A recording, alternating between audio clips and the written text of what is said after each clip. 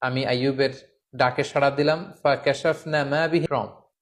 তিনি আল্লাহ তাআলার কাছে দোয়া করেন যে আল্লাহ আমাকে সুস্থ করে দেন।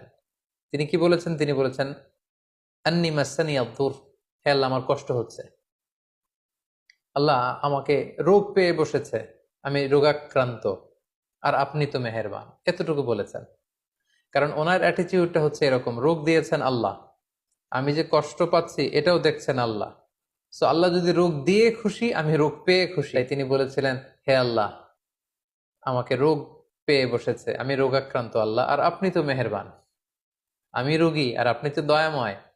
এটা দিয়ে উনি কেমন যেন বোঝাতে চাইলেন যে হে আল্লাহ, আমি যে অসুস্থ, আপনি তো দয়ার সাগর, আপনি তো চাইলে দয়া করে আমাকে সুস্থ করে দিতে পারেন। আমি আইয়ুবের ডাকে সাড়া দিলাম, ফাকাশাফনা মা বিহি মিন দুর, তার যে রোগ এটাকে আমি ভালো করে দিলাম। কোন রোগে আক্রান্ত হয়েছিলেন এ ব্যাপারে সুস্পষ্ট কিছু জানা যায় না, যদিও অনেক মুফাসসিরিন